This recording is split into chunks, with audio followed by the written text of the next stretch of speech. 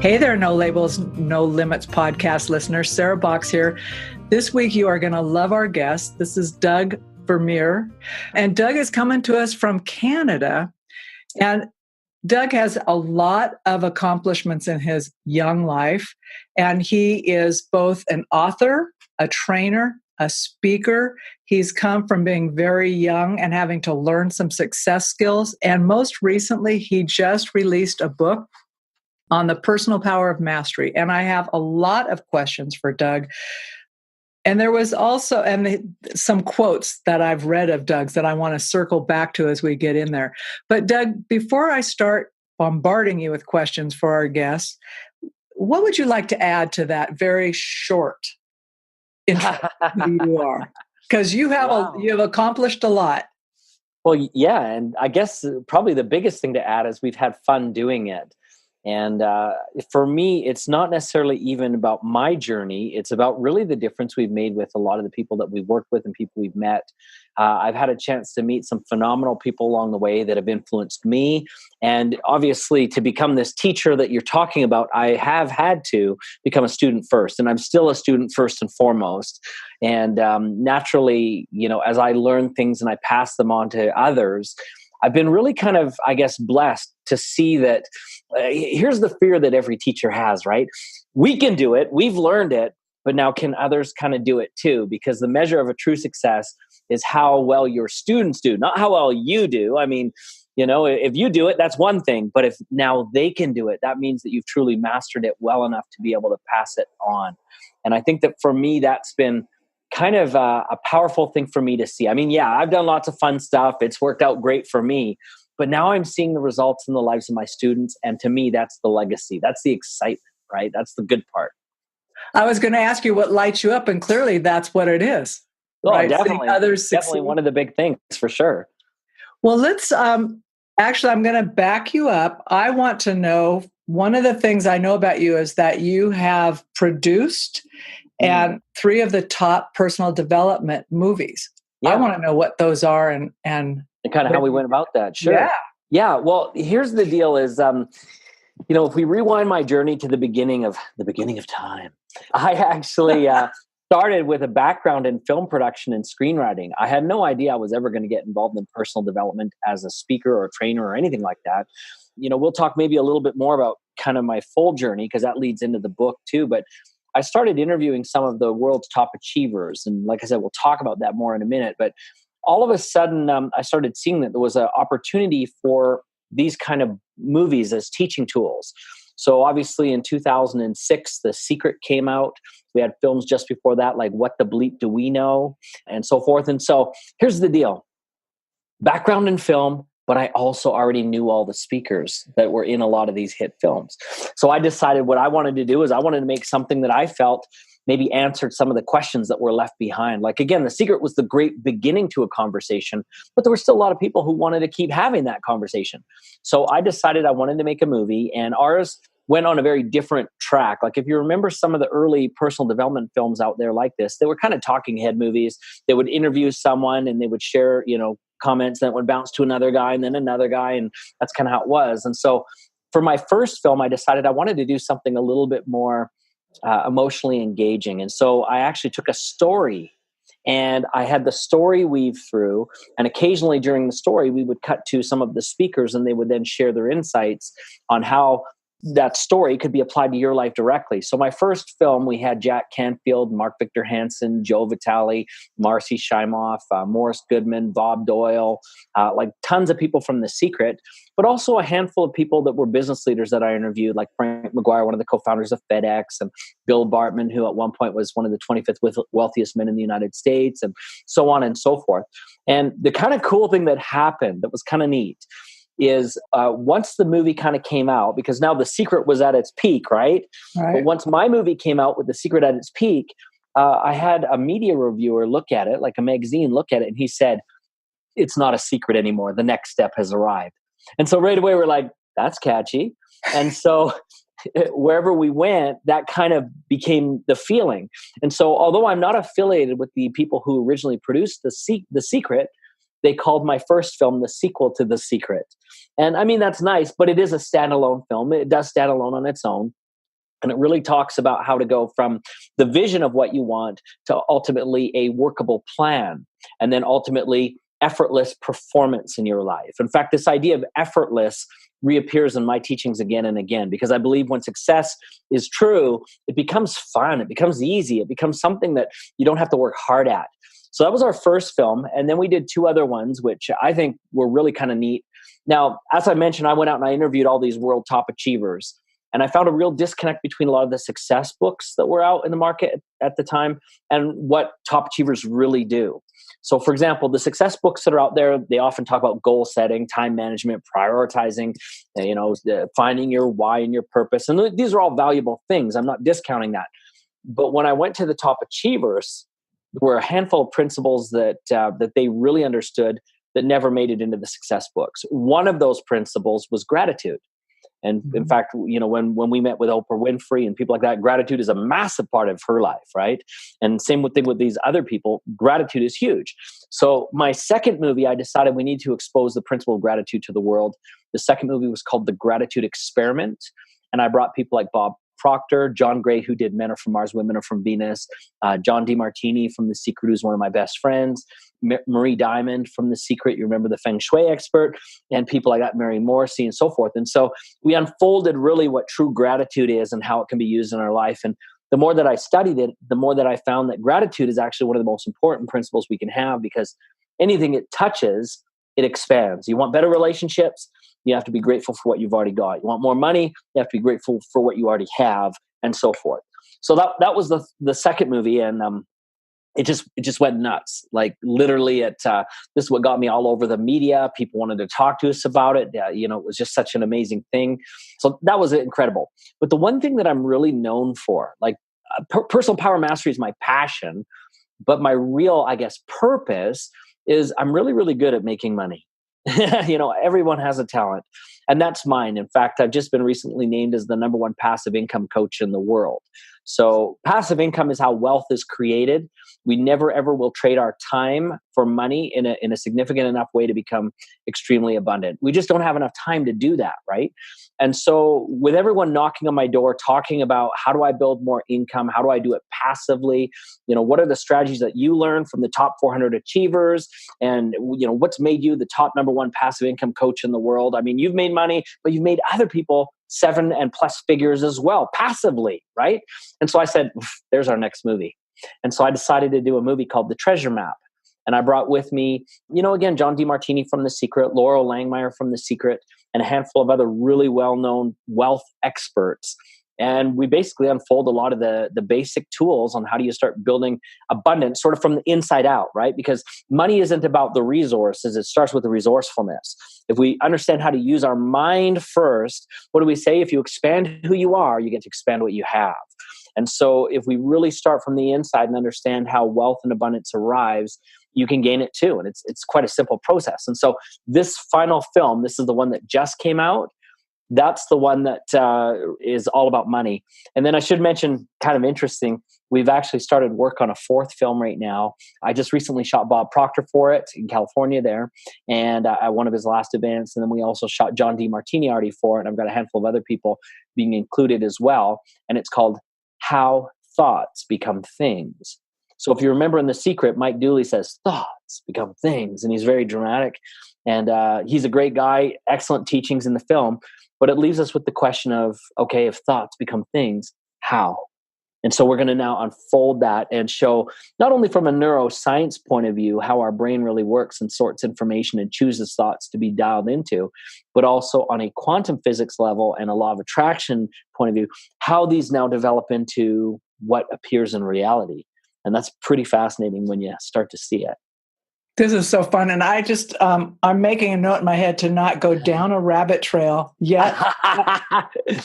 Mainly because you're speaking like stuff that is just so important.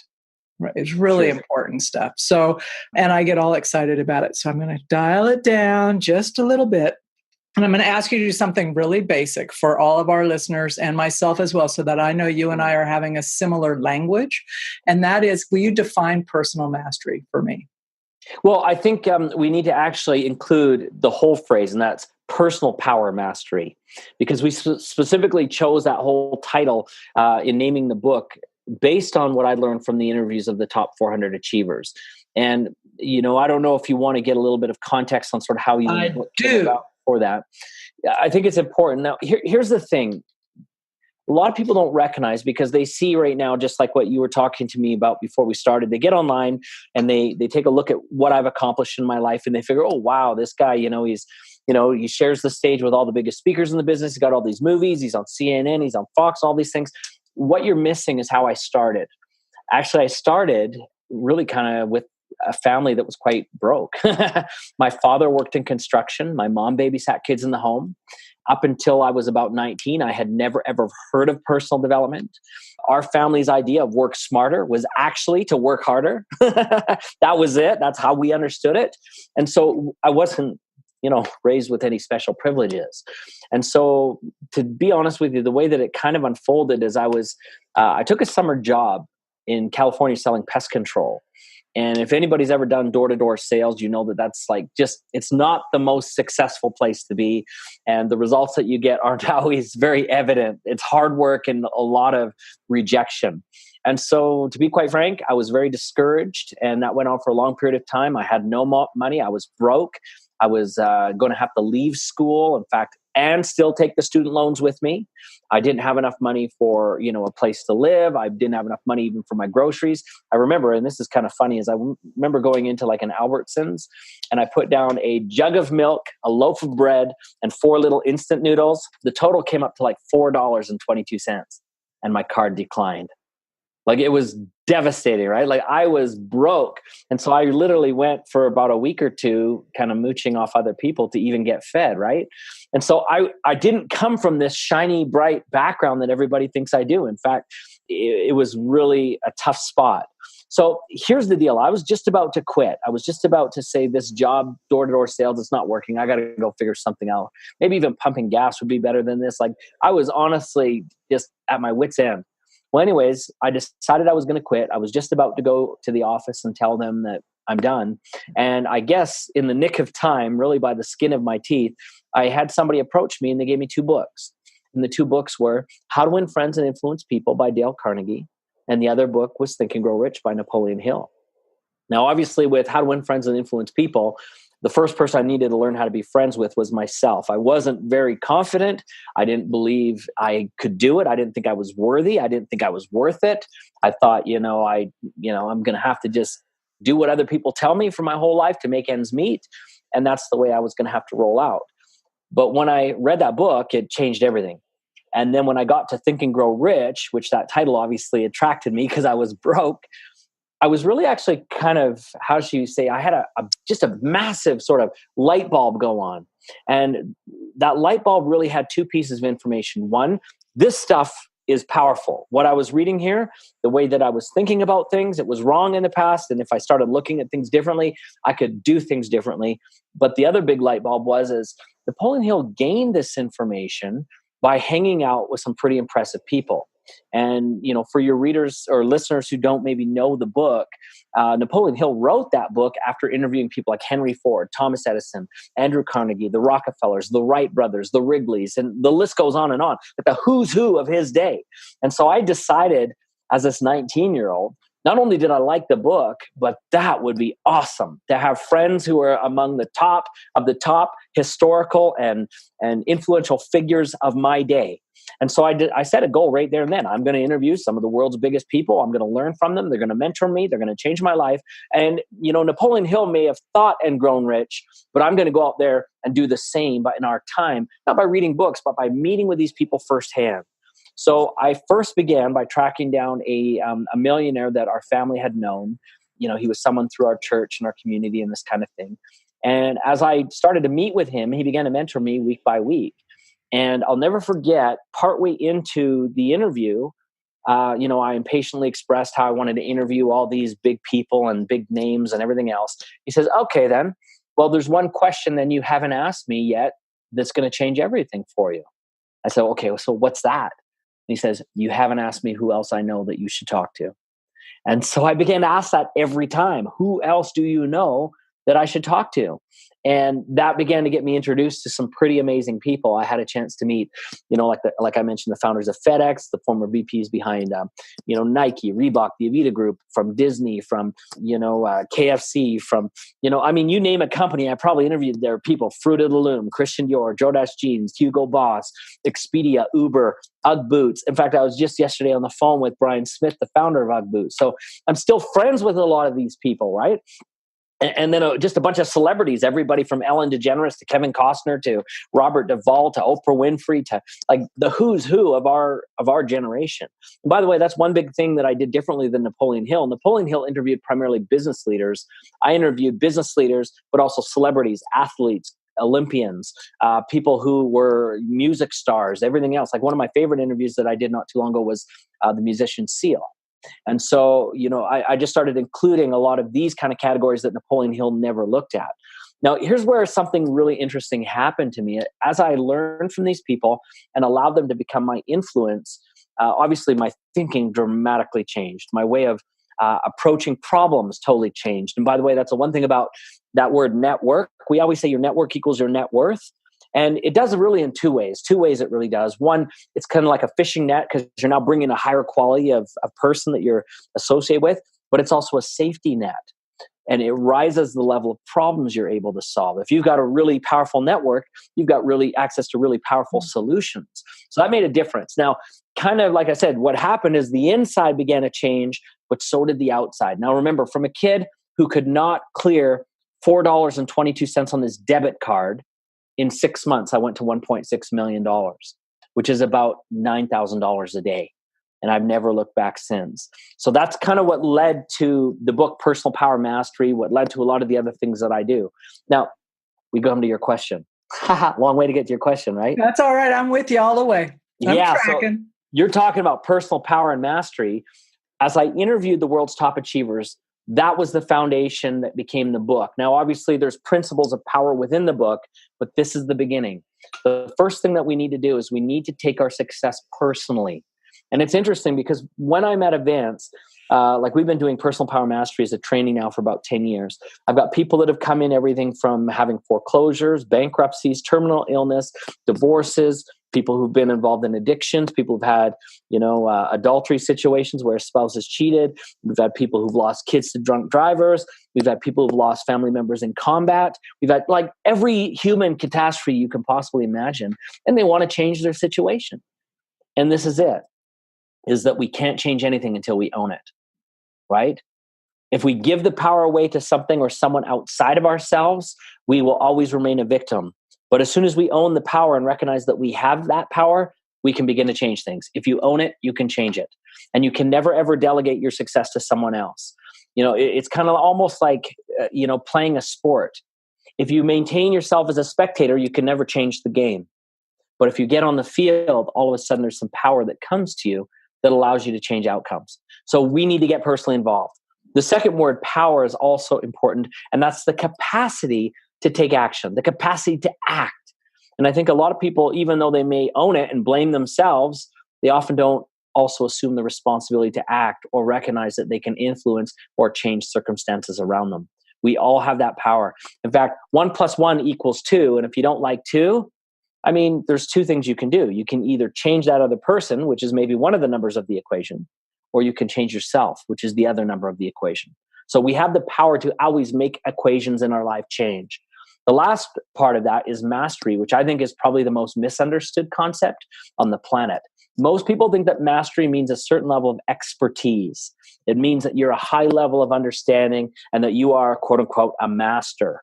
Well, the truth of the matter is all masters are also students, as we talked about at the very beginning of this. And there was an interview done with Pablo Picasso, the painter, years and years ago. And they asked him, wow, how is it you have become such a master? And I loved his answer. He says, if you saw how hard I had to work here, you wouldn't call me master. You would say I'm persistent. And I think that is the key. Mastery is not a level of expertise. It's a decision to not quit. It's a decision to keep going. And it's really kind of interesting because I do martial arts as well. Like I do competitive mixed martial arts. Brazilian jiu-jitsu is my thing. And people often ask the question, how long does it take the average person to get a black belt? And my answer to that is Average people don't get black belts. You see, you have to expand beyond who you are. You have to persevere and grow beyond what you are currently in order to reach a higher level of mastery. And the cool thing about being a master, and I'm not saying I'm a master, but I'm on my way to mastery. But the cool thing about masters is the more they understand, the more they realize they need to ask even better questions, right? That's really what mastery is. It's the development of knowing what to look for and what to ask about. And we develop in that, how should we say, that dimension maybe is a good word, right? That way. So that's a question I wanted to ask you. As you were talking about setting an intention to go out and interview all these folks and start doing it, and then you were asked, who else should you be talking to? But I'm wondering, over the evolution of the interviews, did you also start asking different questions of the people as you got further into it? Oh, yeah, I did. In fact, you know what's so funny? I still remember sitting in the home of a fellow by the name of Bill Farley. Some people might know Bill Farley. Tony Robbins has talked about him quite a bit. In fact, he was instrumental in making Tony who Tony is.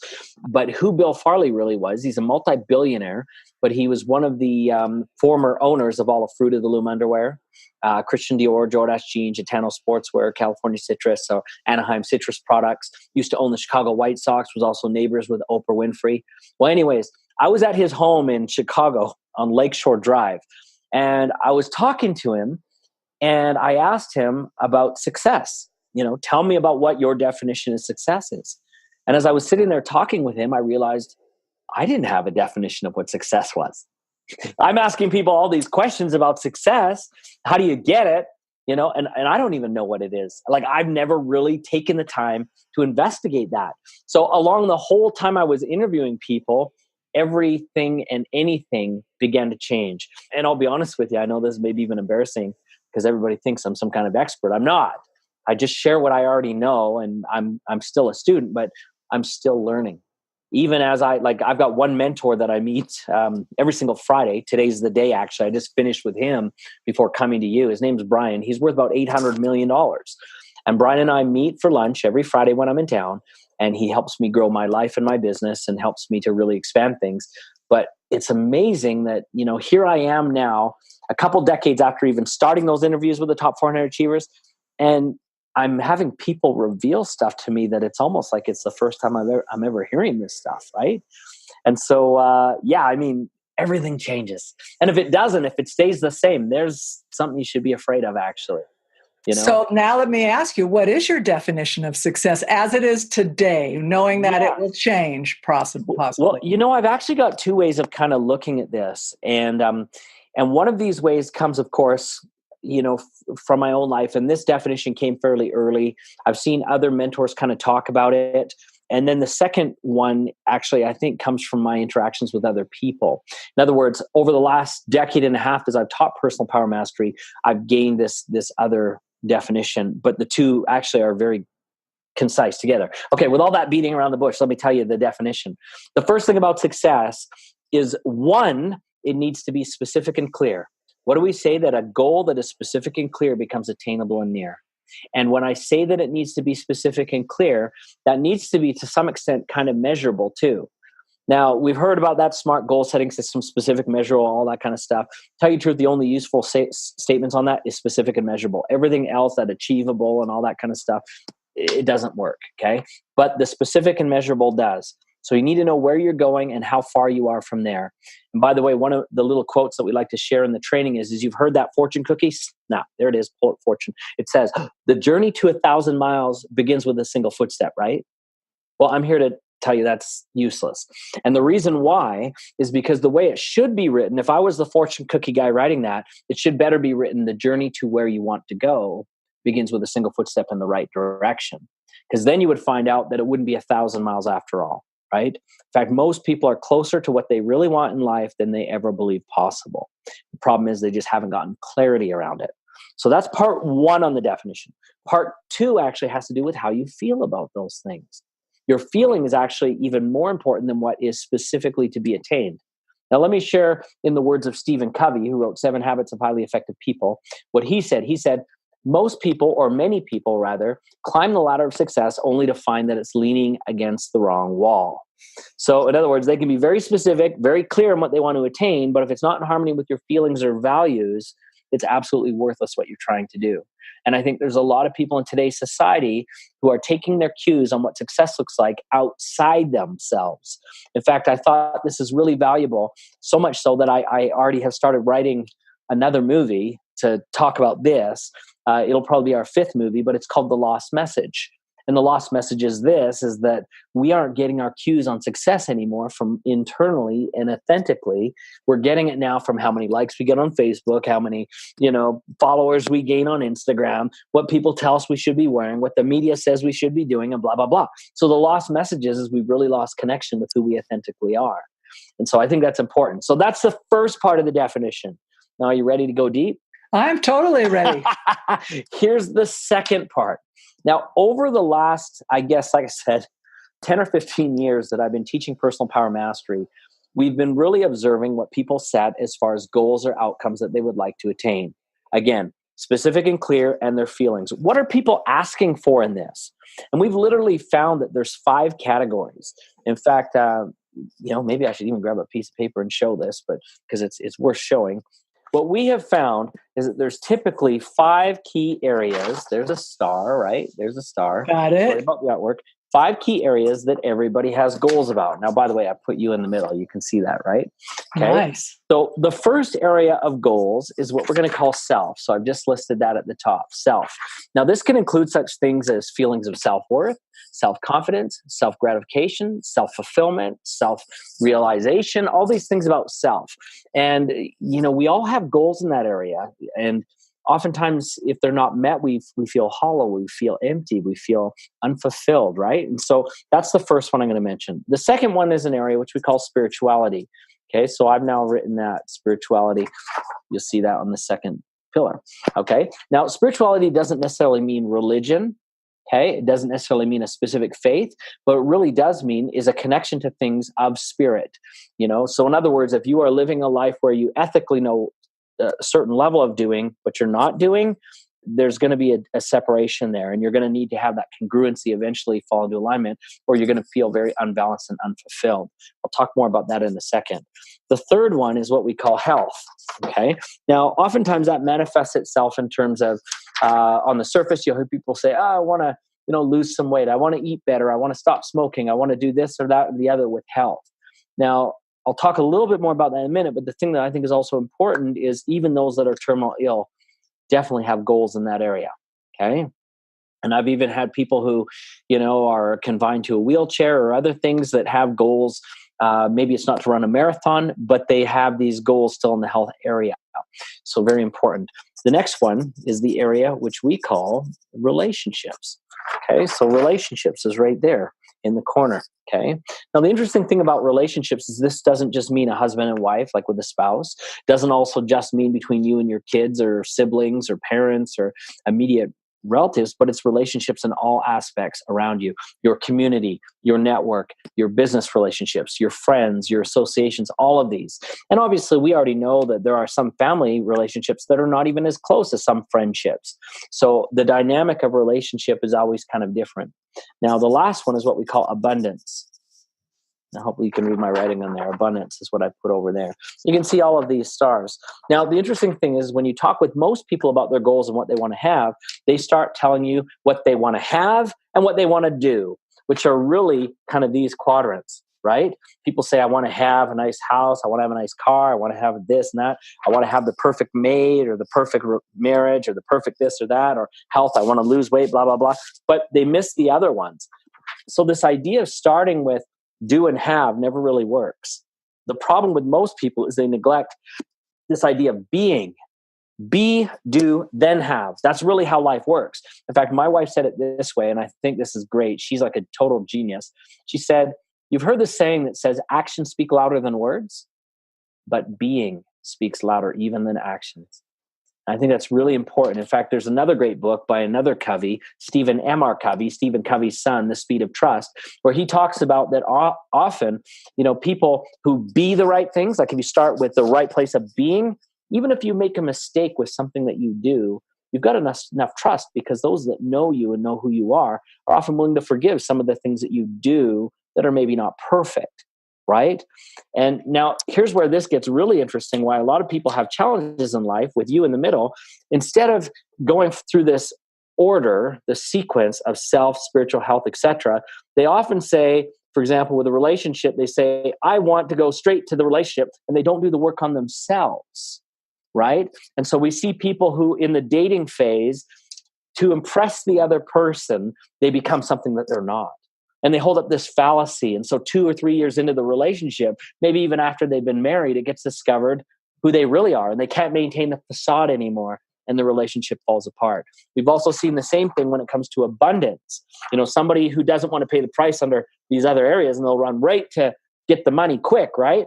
And you've heard it said that nice guys don't finish last, but those that rush through without becoming the nice guy actually never get to play again. So they may do it once, but they never come back. That's why it's good to be a nice guy that finishes last, but you get to come back again and again and again. And so all of these are important. What we've kind of found, back to this idea of a definition of success, it's finding an appropriate balance behind all of them, not just one, so that you've got yourself figured out. Then you can obviously live in a spiritual way. What do they say? That you have to love your neighbor as yourself. Well, if you don't love yourself, you can't love your neighbor. So you get that sorted out. And then when you've got those things connected and you feel good about yourself and your spirituality, obviously your health, it's easier to maintain because you now have a purpose and a reason for doing that. When your health is maintained, obviously that affects your interaction, your energies that get transferred and connect with other people outside yourself. And if you look carefully at all abundance is a transaction between you and another person. So if you don't know how to figure out your relationships, you're going to be very limited in the forms of abundance you can create, because you'll never ever connect with someone in a way to have synergy, which also brings me to kind of another idea. When we're talking in this idea about relationships and abundance, I love having the paper here. It's really helpful. But you can see that we've got a circle here. And I'm going to say that circle represents your passion and your purpose. And it's so interesting that many people, when they're starting to kind of grow wealth and abundance in their life, and they meet with different gurus and they're trying to find fulfillment, they say, you got to find your passion. You got to find your purpose, right? Well, I'm here to tell you that that's part of the equation. If you're trying to do that by yourself and just find what you love and what's meaningful to you, you're always going to be unfulfilled. The reason why is because we are human beings, and our passion and our purpose only become real and powerful to us when they become validated by overlapping them with the passion and purpose of others. As we find those, what do they say? When you find your vibe, you'll find your tribe. As soon as you start finding that overlap, that's exactly where all wealth is, where all abundance is, where all fulfillment is. People will validate who you are, and they'll recognize you for the wisdom and the expertise and the contributions that you bring, because you're all intertwined. The problem is, I think, that we all try to please too many people, or we don't try to please enough at all, and we try to please just ourselves. So we eventually... All right. Take a breath, because I have a whole bunch of stuff for you, and I'm not going to ask you everything that comes to mind. I'm not. But one of the things I wanted to say, and first of all, I'm going to tell the listeners that I really do want you to check on the hyperlinks that we put in this podcast, because if you go to Doug's page, there is really great resources there, posts, videos, all of that. But one of the recent posts that Doug did, and I was telling him before we went live, that I really liked, was this post on a list of things that are expensive. So, and this came from one of his questions and a conversation he had. And there were a few things that came out of that, first of all, I resonated with what you wrote, Doug, but there were a couple of things that really came out of it for me that I thought, boy, those are expensive. And one is the excuses, low personal standards, not just low standards. It's easy to set standards for other people, but it's really having low personal standards, that whole procrastination piece. And then you already spoke to about the lack of clarity, right? Really needing to know all of that. So I'm not going to ask you to back up on that.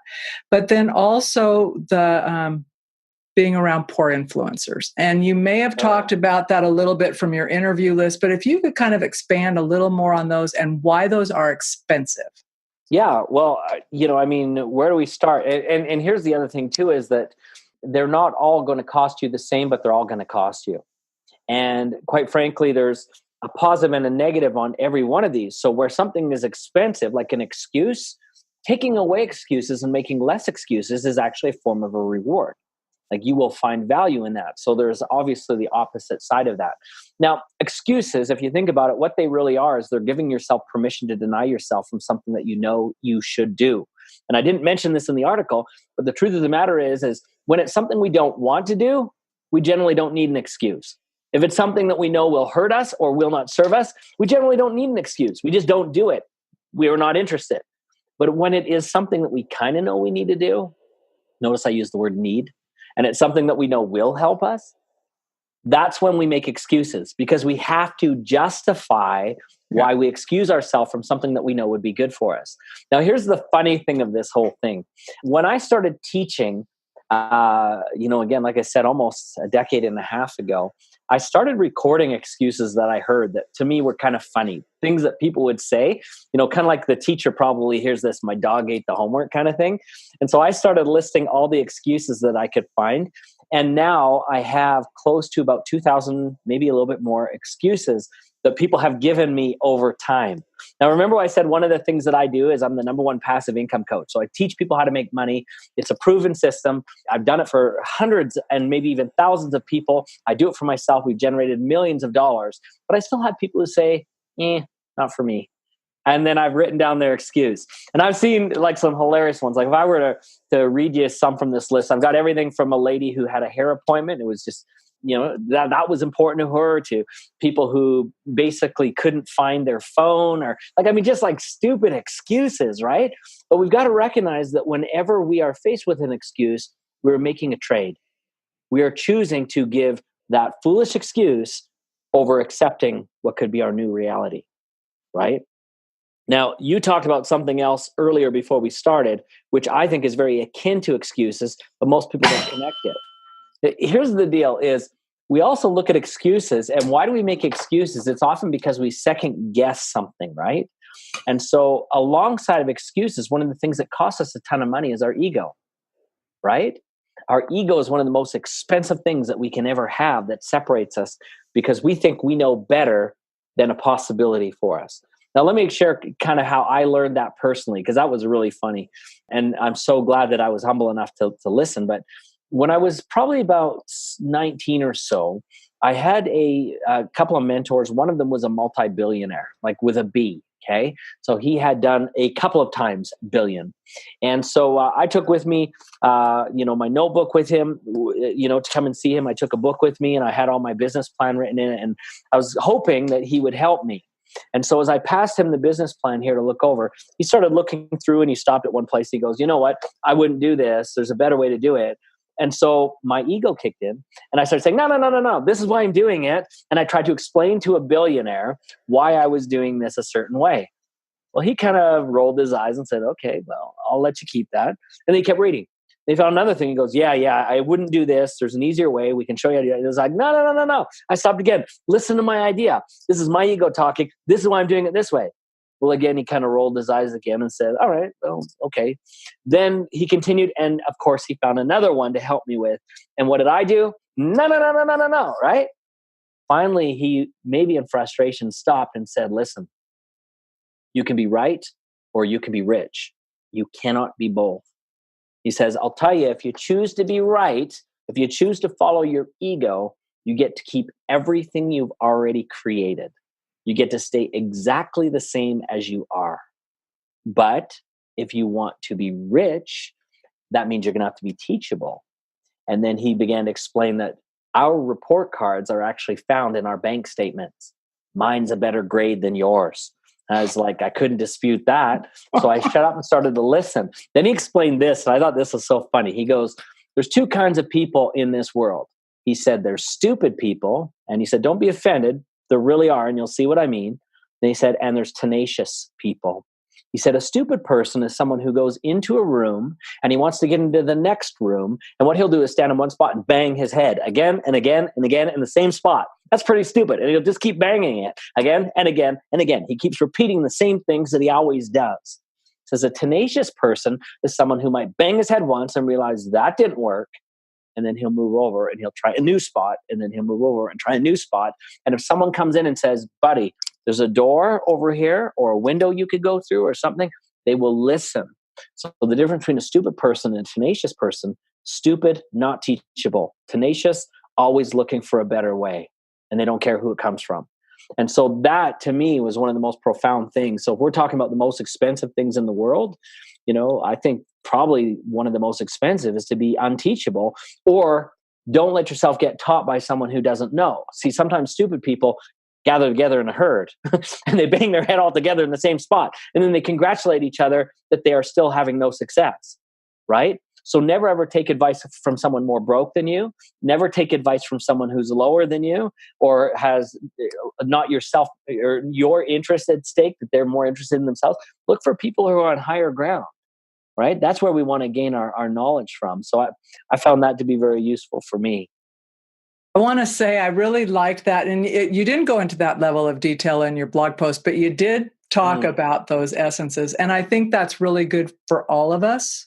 Yeah. And I will speak for myself, but I actually do think that whole piece of being able to look, and oftentimes people will give you information, and if you're not listening or looking for it, you can discount it as not being valuable or applicable to you.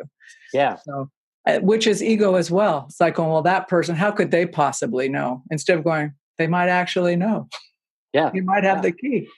Yeah. So as we start to wrap this, I want you to talk, please, a little more about your book, where people can find it, how you hope they use it. Yeah. Well, we've written it specifically to be used. It's not a book really to be read, it's to be used. And when you grab the book, you'll see that it actually has very specific exercises and questions in it that will help you expand. Now, it's not one of those books where it's all fill in the blank kind of stuff. We've all seen those kind of books. They're okay, but this is not what this book is. This book actually has some really solid information, solid stories about things that I learned directly firsthand from the world's top achievers. And then it has questions for you to ask yourself. So after you've heard a story, kind of like what I've just shared, one of these stories, there's now a series of questions on how will you apply this in your life? How will it fit directly into what you're doing? You see, I believe there's three kinds of learning. Emotive learning, we all learn emotionally. We like stories and these kinds of things. That's wonderful. Procedural learning, here, do this. And that's wonderful too. But the strongest kind of learning is what we call implementational learning. And that's how do we really bring it now into our life? My goal is to see people change, whether it's in our wealth programs or personal power mastery. I want you to be different by the time you're done this so that you can have what you need. Again, to have more, we must become more. We have to, increase or expand in order to receive more. Average people never get extraordinary results. So you need to find a way to reach to that level. So the book is powerful in that way. It will help you tap into your highest values, the things that you really want. And as spoken earlier, I think that a lot of people need clarity in finding that. We often get that from the outside, not from the inside. And that's why we are also missing a lot of our own, not only personal power, but our happiness. So where can people get it? I know that at all major booksellers, it can be ordered or it's on their shelves. So like Barnes & Noble and in Canada, Chapters Indigo and Waterstones in the UK. It can be found in all those stores or ordered there, or you can just go directly online and get it on Amazon and they've got it there. Something else that might be useful, pick up the book. For sure, grab it. You're going to find it. It's a very powerful resource for you. But we also have a lot of free resources as well that will allow you to just see if this is information that's going to serve you. And so I invite you to head to any of our social media or YouTube, or if you want to find it all in one spot, just head over to personalpowermastery.co, personalpowermastery.co, and that will allow you to kind of continue the journey with us. And like I said, you're going to love the book, but if you're not quite ready to go out and buy a book yet, and you still want to kind of learn a little bit about what we're doing, lots of free resources, lots of materials there that'll help you to expand who you are and really start seeing changes take place in your life. So my last question for you for today, I'm just saying for today, is that I know better than to say this door's not going to open again. And I'm really excited about your other movies coming out. Yeah, it's going to be fun. It's already fun listening to you describe them and kind of where you're going with them. But I'm thinking about you as that 19-year-old kid with college debt out there doing door-to-door sales. And if you could talk to him before he started that job, hours before or whatever, what piece of advice might you give him that might just what piece of advice might you give him knowing what you know today? Well, it's really interesting because I've had people say, well, if I could go back to like the second grade and tell myself all these answers and everything, then I could be, totally on top of the game. I'd be a bazillionaire by the time I got to the 10th grade, right? Well, the truth of the matter is obviously we don't have that option. And in some ways, I'm kind of grateful for that, because if I were to go back and talk to even a grade 2 version of myself, I think I would overwhelm myself, right? I wouldn't be able to apply those things because I had not yet expanded into that understanding. So as you asked that question, the first thought that came to my mind was something that Brian Smith, the founder of UGG Boots, told me once. He said, "Don't be too quick to be a frog. Enjoy your time as a tadpole." And so I think that that's really good wisdom, that as the 19-year-old knocking on doors, I would say there's some great things coming. Don't be discouraged. Don't lose hope. But I'm not going to tell you what they are. They'll unfold as they need to. And there's a Chinese saying that says, you'll never get a flower growing quicker by pulling on it. And I think most of us damage the stuff in our life because we're trying too fast to live in the future rather than to live in the present. And we miss a lot of the moments. And I'm going to suggest the joy and the happiness that exists here now. And I'm just calling it like it is, that I even know that some of the entrepreneurs that we work with are workaholics. And especially in this Christmas season, and I don't know when you're airing this, but we're about to head into Christmas.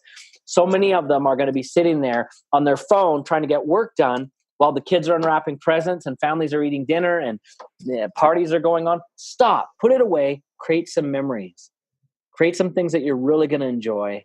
And you can get the other stuff organized later. Enjoy the moment now. That's really important. And don't run faster than you have strength. Sometimes when we try to do stuff that we're not ready for, we fail at it anyways. So it's okay to slow things down and do it correctly. I think that's important. Well, that's what I'm taking away from the end of it. I've taken away quite a bit so far, but I want to thank you so much for making time, for spending time with us, and for sharing your wisdom, and mostly for sharing your enthusiasm and love of helping to lift others up as well. Well, thank you. We have a lot of fun, and I look forward to continuing to do that. Well, that's it for this week's edition of the No Labels, No Limits podcast. We hope you liked what you heard, and if you did, we ask that you go over to iTunes, Stitcher, Spotify, or wherever else you listen to the podcast and leave us a rating and review. If you know someone who would enjoy this podcast, please be sure to share. And until next time, have a great week living a no labels, no limits, and no excuses life.